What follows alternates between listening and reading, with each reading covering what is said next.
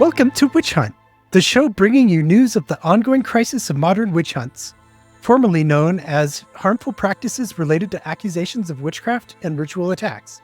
I'm Josh Hutchinson. And I'm Sarah Jack. Today we have a truly inspiring guest who is making a significant impact in the fight against stigma and cultural misconceptions about dementia in Namibia. Our guest today is Berrie Holtzhausen, the founder of Alzheimer's Dementia Namibia. Berrie's journey from pastor to dementia advocate is nothing short of remarkable. He's dedicating his life to educating communities and providing compassionate care for those living with dementia, which is often misinterpreted as witchcraft. In this episode, we will delve into Berrie's experiences and hear his powerful stories of resilience and justice. We'll explore how he's addressing the unique challenges of dementia care in Namibia and his innovative efforts to create dementia-friendly communities. This conversation is a compelling look at the intersection of healthcare, culture, and advocacy. Berrie's work fosters understanding and compassion in the communities he serves. Hi, everybody. Thank you for joining us today. Good afternoon. My name is Berrie Holtzhausen. I'm in this point of time on the border of Angola and Namibia. I'm a Namibian, proudly an African, and most proudly a Namibian. I was born here in 1955 and still here, and I hope to die here one day. And I'm also the founder and the CEO of Alzheimer Dementia Namibia. For the last 15 years, I'm doing awareness and education regarding dementia. I was also 3.5 years ago diagnosed with Alzheimer's myself. So I'm also living with dementia. So I've got two hats on, the founder and the CEO of the organization, but also someone who will one day maybe move into my own care facility down at the coast in the Namib Desert. How did you get involved in the advocacy for Alzheimer's dementia treatment? I was a pastor for nearly 25 years. And then during my time pastoring for different congregations, my main job was to sell church buildings because I think it's a waste of money. We set off with all the church buildings. If I disagree with you, I'm starting a new denomination, a new congregation, and build my church. And all the money is going into buildings, not into people. So we sold our church building down at the coast. I've sent you the map of Namibia. I'm living at the coast in central Namibia. And then we bought with that money, we bought a normal house where we want to care for elderly people. And that was 2008. In 2009, we opened up this house because I don't like old age homes. It's like going back to a hostel when you're old. Most of our people are living on farms and you're going to hostel when you start schooling and when you go to university or whatever. Now you're going back again. So I decided this must be a normal house where people can feel free and say, this is our house. You are only working for us in this house. And then we admitted in 2009, just after we opened, we admitted someone living with dementia caused by Alzheimer's. At that time, I know about it because as a pastor, I did quite few funerals of people passed on because of this disease. But now we're caring for someone living with dementia. And after he passed on a few months later, I said to my wife, I need to understand this disease. I need to learn this disease because there's a lot of stigma and discrimination towards people living with dementia or whatever disease it caused doesn't matter. But I also understand at that time, because we are Namibians, we are only 2.7 million people in this country.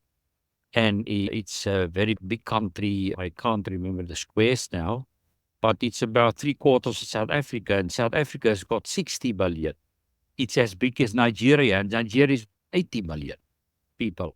We are people of open space, used to nature, and your neighbor is next door, but not really next door. And I said to my wife, what I've noticed with people living dementia, they love to go outside to walk, and they can't find their way back now. So let's find someone out on a farm And that's what happened. Then we found something old farmhouse. I started renovating it in 2010, and we opened up then in 2011 as a place where we solely care for people living with dementia. But in my country, not many medical professionals still up today are clued up, are knowledgeable about what dementia really is. They call it normally, you're just old.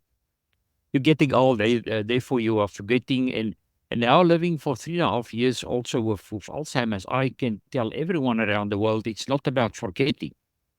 It's about losing the functions of your brain. And that's what it's about. So I started in 2011. We, in this farmhouse, we did take care only for 15 people living with different dementias at the time. Over the years, I learned that aggressive is the international language of people living with dementia.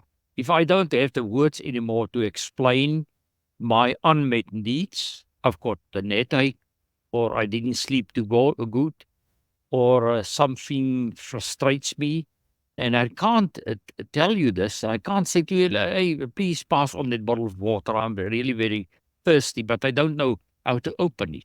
And you just look at me and smile and think you're quite stupid. And if you can't open it, then I will get not aggressive, but I will talk to you with my body in a way that you will understand.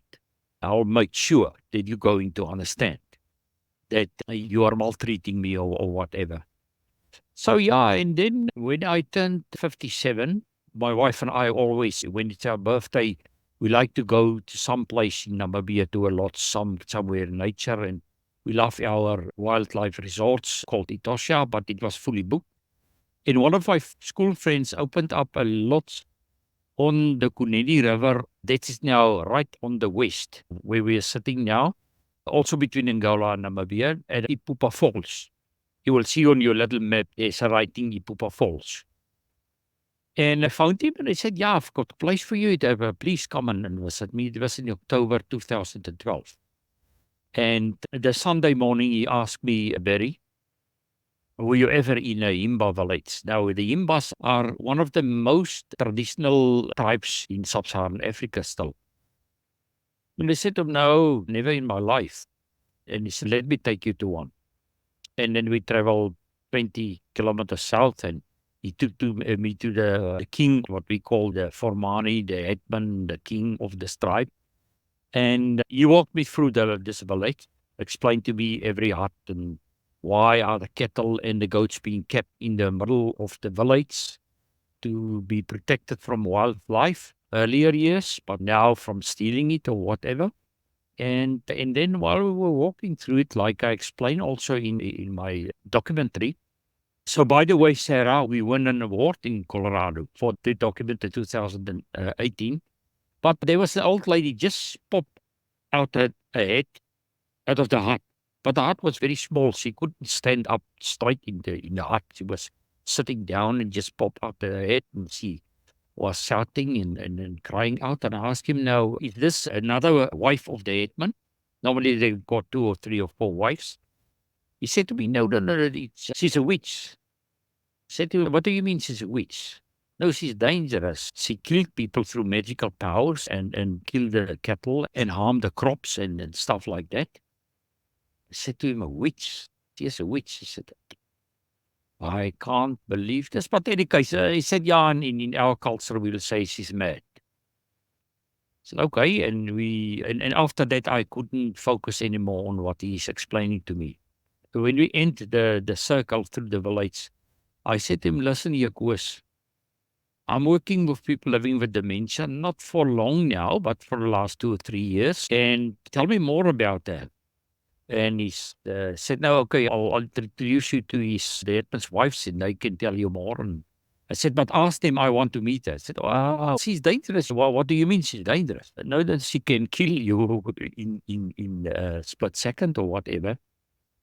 Said, no, I'm not afraid. I really want to see her. And then they sent someone with me, a translator. And while we were walking down to ask him, why do you call you a witch? She kills people, she destroys crops and uses magical powers. And she's very dangerous. And therefore she's chained with physical chains among the legs and from the legs to the pole of the hut. And I said to him, but please translate to me what she is saying. And then I noticed that she's living with dementia. Because she was, like they will say, no, she's just talking nonsense. I can't translate what she's saying. She's talking nonsense, confusingly talking about huts and cattle and other people's names and who's already long gone. And that is also for us a sign that she can speak to dead people. So she must be a witch. And said, but ask her what is her name. And the only words she could say that he could translate to me is, what is your name? I asked, what is your name in a language? And she said to me back, what is your name? My name is, what is your name? And then I could see, but she's extremely hungry and extremely thirsty. And in the hut was nothing. There was, normally they use the skin of a cattle as a type of blanket or something to sleep on. There was nothing inside. Not a blanket, only this dirty cloth around, and I could see collarbones sticking out. And so I gave her a little bit of water, and I could see that she's also very thirsty.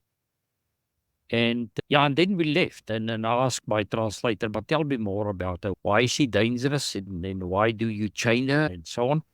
And then I said to my friend Koos, I can't go home. I can't go home because I want to unchain this witch, the so-called witch. And I like to care for her because, to my knowledge, I'm not a medical professional, but it might be some brain challenge she's having, maybe a stroke or something else. I don't know. And I asked him, how long is she now chained here? They said 20 years. What? 20 years sitting in that hut in chains? I can't believe this. And I said to him, listen, I can't go. This is 900 kilometers from my house. I can't go home and leave her like this. I need to talk to the king. He said, but the king is not now here. I'll phone you when he's back. He's somewhere in meetings, somewhere in the country. And 3 weeks later, he phoned me, and then I went back. And that's when we start discussing and to unchain her, to let her be free again. But very interesting that this king asked me 3 questions. The first question he asked me, are you from the government? And someone before told me he's anti the government that is in power. And then I said, no, I'm not from the government, which was of course true. And then he asked me, are you from the church? And I was still a pastor. And I think if the first question's answer need to be no, this one also need to be no. Now I'm going to lie. And I said, no. He said, oh, okay, yeah, because there were people from the church before 3 years ago, and they said, no, she's possessed by demons. So we can unpossess her, and so-called unpossessed her, and said, okay, now you can unchain her, and then I left. But let me just fill in this part. He told me that many moons ago, when this started happening, he took her over the river to Angola. Always in Africa, people believe the strongest witch doctors are in the next country. They're not my country, they're in the next, and the next country believe they're here. So he went to a witch doctor, and the witch doctor said this to him. Listen here, you need to take care of her, because if she dies, you will follow 3 days later. So when he unchained her that day, she disappeared into the veld, into the bush. And they start searching for her, and they found her 3 days later under a bush, nearly dead, totally dehydrated and stuff like that. And he was so afraid, you can imagine. The witch doctor said to him, if she dies, you will die 3 days later. And now they found her, luckily, 3 days and before she died. And then he said, okay, it's finished. No one is going to unchain her anymore. So that's why he asked me, are you from the church? And luckily I said no. And then his third question was, I'm not a doctor. And then he said, but then are you a witch doctor? I said, no, I'm not a witch doctor. I don't even know one. But how are you going to care for it? If you don't use medication, witchcraft, something. I said, I will care for her by unchaining her and then with love. What? I said, with love. I'll train people from this area and we will put up a village for her. But she can't sit in that chain. That is totally inhuman. And then he said, okay, I will give you a chance. And we asked my friend to connect me with some of the local people, young ladies, in order that I can take them down to the farm where we do the caring for people with dementia. At that time, only white people, white Africans, German speaking, English speaking, Afrikaans speaking like me.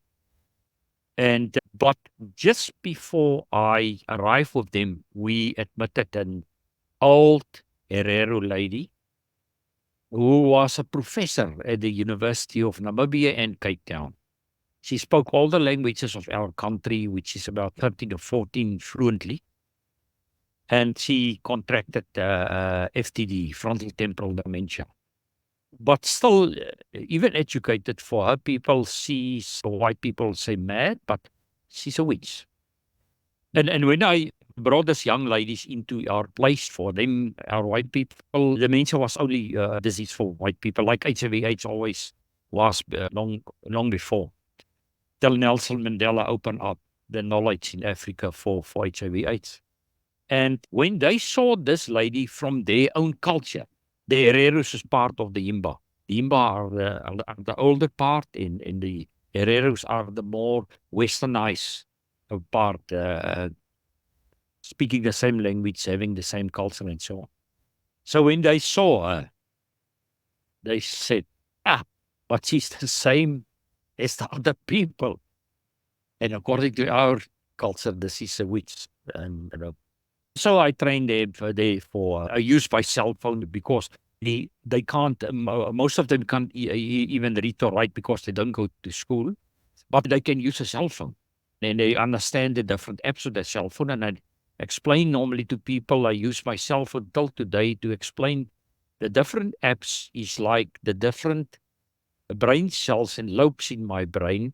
If you delete one of them, for instance, if you delete the gallery, you can't take pictures anymore. You can't meet people anymore and remember them. And so they, I think it was about 2 months or so, then I took them back. And my friend put up an army tent outside the village because I was not allowed anymore to go into the village. And then we start with her caring. And that was on the 12th of the 12th, 2012. 12th of December. And for the first time, I heard her name. I asked people because everyone would just say, it's the mad lady, it's the witch, without a name.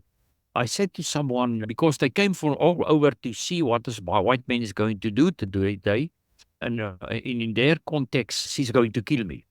And I asked one of the people. He said, "No, I'm a nephew, but he's also a trained teacher, so well educated." I said, "But just tell me what is her name before I unchain her." He didn't mention her name. He just went down on his knees in the sand, wrote the name Gina. I said, "But why don't you pronounce it?" No. And then then of course we unchained her. We put up the tent for her, and I slept that night in my truck outside to see that everything is well with her. And so this is how we started among rural Namibia, among the Black Africans. And as a child and as a young person, young adult, and as a pastor, I heard before that Black Africans talk about witchcraft and there's witches, but for us it was only stories, children's stories that our parents told us to make us afraid not to go outside at night or whatever. But it's not real. It's just coming from Germany and wherever. So that's how we started. That's how I started. And then I said, if there's one witch, there must be more. And maybe this is the way they perceive people living with dementia. When they're confused, when they can't find their way back. And then, some people living with dementia, some dementias, or people living with schizophrenia or stuff like that, they will undress themselves. and walk naked, doing inappropriate stuff. And then I noticed that for them, someone walking naked around at night, he's a witch that just landed, just come back from flying somewhere where he or she killed other people or destroy the crops or steal the crops and bring it over to this family. And now this family's got a lot of crops and the crops with other family members failed. And then I start traveling my country in rural Namibia, where most of the black Africans in a lot of tribes, 43 tribes are living. Yes, it's more or less. And after that, I found many witches, many people living with dementia. I was nearly killed because they lynched us nearly under a tree because I want to protect an elderly guy who they called a witch who caused a car accident, colliding of three taxis because maybe the taxi drivers some were drunk or not having their driving licenses, whatever. But now that's not the police will not even open a file. They must open a file for the car accidents, but in a community, they will immediately say, no, this must be witch. We must look where the witch are. That's why I call, and I know there are Africans like Dr. Leo from Nigeria who don't like it, but I call witchcraft the science of Africa. And the reason why I'm calling this science, my definition of science is science. Science is asking questions of the unexplainable. To find, why is the sun setting tonight? And it's so beautiful colored, and other nights it's not. What is the reason for this? In Africa, they asking questions. Why did my crops fail? Why did my cattle die? Why did this baby last night? Because of diarrhea, maybe. But why did this baby die? It's witchcraft. It's not a disease. And that is now where Andreas is coming into the story. The real story is, while I was traveling, I branded my cars with the film and IDN, Alzheimer dementia. Now, maybe African, they call me now the African witch finder. And then always if I stop at to fill up my tank or whatever at the roadblocks, even they ask me, what is this? And then I say, I'm looking for witches. And then sometimes police even run away, not walk away. So I can drive through it with diamonds and elephant tusk and whatever. I can smuggle whatever I like. But then some guy asked me when I filled my car, coming to Rundu, he asked me, sir, what is this? I told him, he said, do you believe in witches? I said, no, I don't. I know people believe that they are witches and I'm protecting them. I'm their friend. He said, my mother is a witch. I said, oh, where's your mother? No, up in the Congo. And she's hiding away with my siblings far in the bush for the last 8 years, 6, 7 years. I said, what can I'm traveling now to Rundu. Can someone guide me to your mother? Can take me to your mother? I really want to meet her. I'll look after her. He said, yeah, my brother is up there. And the brother was then Andreas. And then I found and got hold of him at the petrol station, and he took me to his mother about 80 kilometers from here in Rundu, in the bush. And on the way there, he told me the next story. When he was 11 years old, he and his friend and a lot of other friends played soccer in the village and Saturday afternoon. And one of the friends said, I just want to go and relieve myself of the bush, and he never came back. And they went into the bush and he was dead. He died of an heart attack. And then they start accusing Andreas' mother of the witch who killed this young boy. And then they attack her also. So yeah, they nearly killed her. So she later charged at the police station of assault. But then they got more and more violent. And Andreas was about then at that stage. It was now many years they accused her and stuff is going on. And Andreas at that time was 15 or 16 years old. And when he came back from school, in his hut was only a half bag of mango, is the maize they planting, and a little letter on top of the bag stating, your father, your siblings, and I had to flee. We must protect our lives. They're going to kill us all. So look after yourself. And then Andreas started to break stones in after school, and his school was just across the road from the village, and there was a quarry, and he broke stones there and sold the stones for people to build houses. And in this way, Andreas put himself through school, buy for himself food, put himself in a hostel to his school. And he finished school, and then he put himself into university. He said, I want to advance my English because I want to become a teacher. I want to teach my people that witchcraft is not real. And what is and how witchcraft is destroying families. Because if your mother or father is being called a witch, you become the witch child. So you will become later on the next witch. Any case, and a lot of discrimination against you, and stigma, and being pushed out of the community and stuff like that. So he took me to his mother, and they lived in poverty that I haven't seen in my life before, because they had to walk from field to field and work as slaves, and getting then 3 cups of maize a day with which they feed their family. And water was not available for them, but they can buy it for 13 Namibian dollars. Now, 13 Namibian dollars is a few cents in America. It's not even one American dollar. For a month, they can then collect water from a community tap. But they didn't have 13 Namibian dollars. So they didn't have water. They had to go 5-6 miles walking to the river I'm sitting at, Kavango River, to carry water to their village to have them with a little bit of water. But in any case, Andreas told me the whole story, how it happened, and that she went to court. I asked him, but why didn't she go to court? She didn't.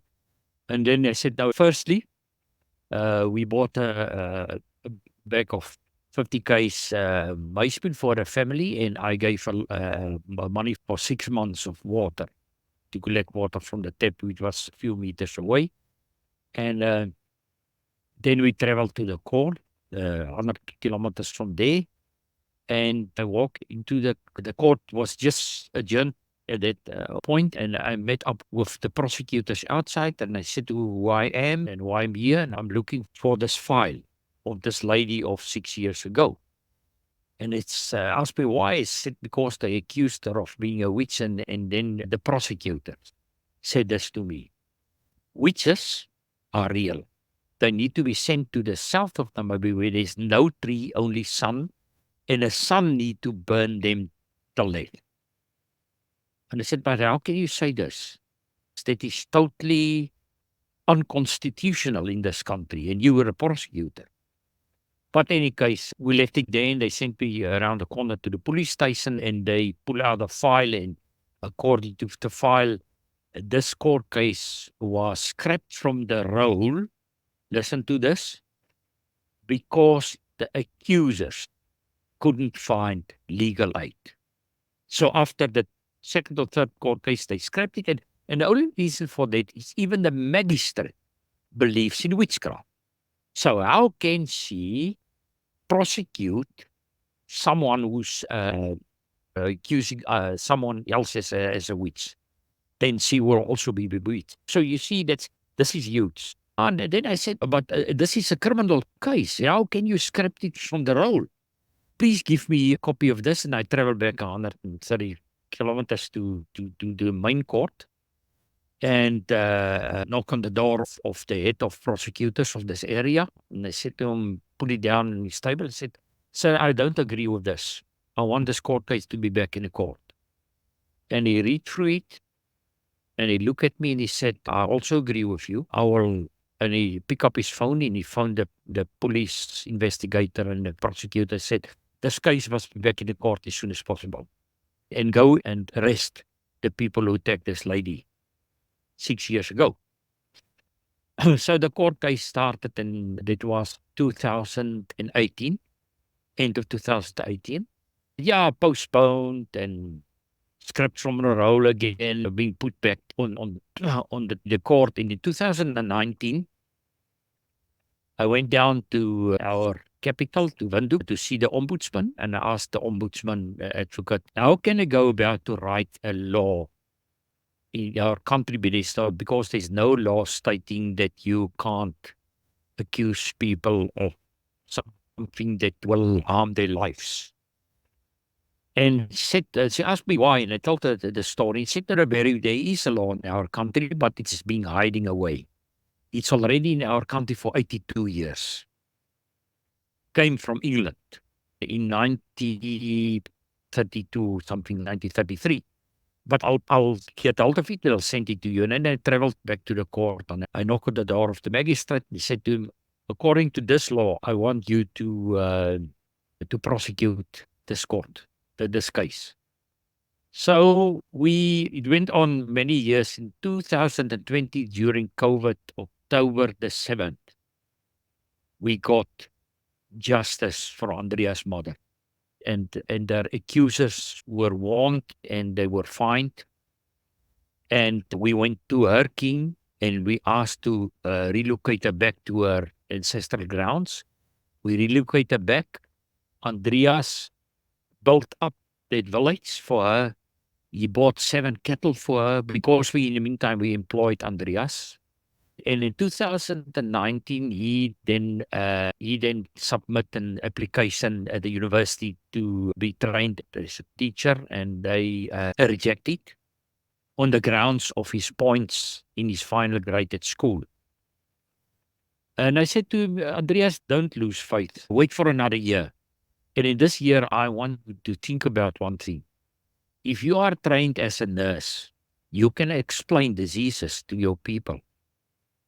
And you can counter this witchcraft beliefs of any disease, of any unfortunate thing that's happening is so-called witchcraft.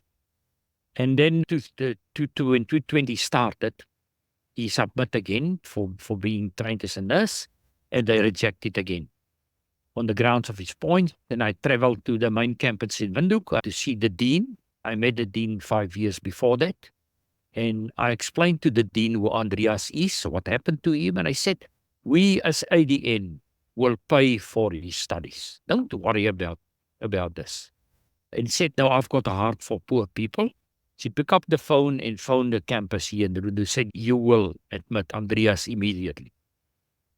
And he became the top student. We rent a little house next to the campus for him because he lived in a shack at that time. With no electricity, no lights, no water, living on the ground. And we rented 2 bedrooms for him with electricity, with running water, with hot water. And for 4 years, he and me did some traveling up and down between villages. But then when they attacked us, they want to kill us. We just escaped with our lives. With this elderly person, I took him down to our place in Swakopmund. Old Titus, and he passed away earlier this year. We started a court case also for him, but it's still ongoing, and he's not here anymore, which is heartbreaking because his family still believes. We brought him back after nearly 4 years. We brought him back to his village. Said it's time for you to go back to your people, and in ways that one can't prove they killed him. Because when I found him again in the village, he was totally dehydrated. And took him to hospital, but 3 days later he passed on. But I sat at a funeral and there was about 300 people. At that time I was not afraid anymore of anyone in this community. I said to them, I will get justice for him.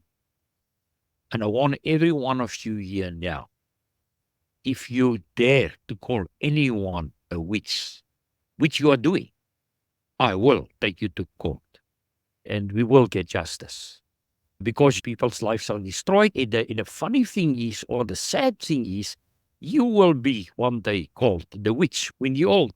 When you're turning gray, they say that is the first sign. You might be the witch. And then when you are walking more slowly and you're talking not that much, or start talking with yourself, you're talking to dead people, and only witches can do this. So yeah, Andreas got the job a week ago. I'll see him tomorrow at his new clinic. And then I'll travel down to where we will open up our first ever dementia witchcraft free village in Namibia, but I think in sub-Saharan Africa. I'm not talking about witch camps like in Ghana. That's totally different. That's not on. That must be closed down. I'm talking about in a village where people being called witches living with dementia can come to us and we protect them and we train the community. And luckily the admin of that village, his wife, when I met him last year the first time and explained to him about what is the link between witchcraft belief and witches and so-called witches and dementia.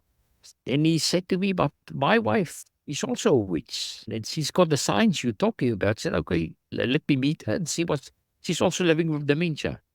And I helped the family. We trained the family, Andreas with me, I with Andreas, and trained the family to understand and the community. And then 3 months later, he said to us, listen here, I took my wife this time to plant mahangu and to work in the fields, and she's doing good. She's doing very well after you explained to us what to do and you had to help her. And then he called us again. He said, I want to donate a piece of land where you can put up a project. So we hope this project will throwing a stone in the water and the waves going from the center to the banks of the river. We hope that will be like that. And it is right next to the main road running from central Namibia where everyone is flying in because we've got a very beautiful country with a lot of wildlife. So many people around the world is coming here to enjoy the nature and wildlife. And this is the main tourist road running here up to the Kavango and then to Botswana, Zambia, Zimbabwe and everywhere. So we're going to put up a big billboard, dementia witchcraft friendly village. And I know people will drive past and say, wait, what is going on here? A dementia friendly village in Africa. But there's more or less Andreas' story. I can connect him with you guys and then you can let him tell his own story. I always said to Andreas, listen here, he calls me big brother. I call him small, tall brother. And then I said to him, listen here, small, tall brother, you will be the change of Namibia, not me. I will just support you. I'm not from the culture. You are from the culture. But you will be the change, and he will be. He's still very young, 25, 26 years old. Just start his career just now. And a lot of people will come to his clinic with signs and symptoms of dementia, but also living with virus diseases causing dementia. That's my story. This is my country. I love it. I love this country. I love the people. And it's really a beautiful country. And really, I think in sub-Saharan Africa context, it's a very free and not a violent. There's no fear to travel this country for anyone in the world. Mary Louise Bingham is back with a Minute with Mary. 4 years ago, an elderly woman of about 70 years old, living in Ibadan, Nigeria, demanded to be let into another person's home. The homeowner was no doubt spooked, believing an evil spirit was descending upon their house. So that person called for help. A total of about 15 people came to the homeowner's aid and started to beat the elderly woman, threatening continued beating if she didn't admit to being a witch. A nearby neurologist from a local college was somehow alerted to the attack and arrived on the scene, providing appropriate identification with one goal in mind: to save this woman from being killed. The crowd was dispersed and the woman's life was saved. After treating the woman, the neurologist was able to safely reunite this woman with her family. The heroic neurologist is Dr. Temitop Farombi. She offers education to families who have a member living with dementia and counters, and I quote, harmful practice misconceptions. The link to the full article titled, "They Wanted Her to Confess to Witchcraft, Ending the Chilling Effects of Dementia Stigma in Nigeria," can be found in the show notes. Thank you. Thank you, Mary. Now here's Sarah with this week's edition of End Witch Hunts News. Being vocal against witchcraft accusations and harmful practices is everyone's responsibility. Protecting the dignity of all people transcends political and religious alignments. It's a fundamental value we all must prioritize together. Together, we can create a safer, more compassionate world. How do you speak up? We need your support for an important fundraiser running now until August 10th. Josh Hutchinson and I, volunteers of our nonprofit and podcast, are heading to the UK this September. We will attend the Magic and Witchcraft Conference 2024 at the University of York and the International Conference on Witchcraft and Human Rights at Lancaster University. These events will provide valuable insights for our Witch Hunt podcast, online education, and local presentations. We will also present our recent success in Connecticut with the passage of HJ 34, which absolved colonial witch trial victims, and talk about our advocacy projects, educational podcasts, and U.S. nonprofit. Additionally, Josh's photos will be featured in a global exhibit on witchcraft accusations, making his presence special. We need your help to cover travel and participation costs. Your support will directly impact our volunteer efforts. Any contribution makes a difference. Thank you for your generosity. You can make your donation at endwitchhunts.org/donate. Thank you, Sarah. You're welcome. Thank you for tuning in to this episode of Witch Hunt. Join us on YouTube. Have a great today and a beautiful tomorrow.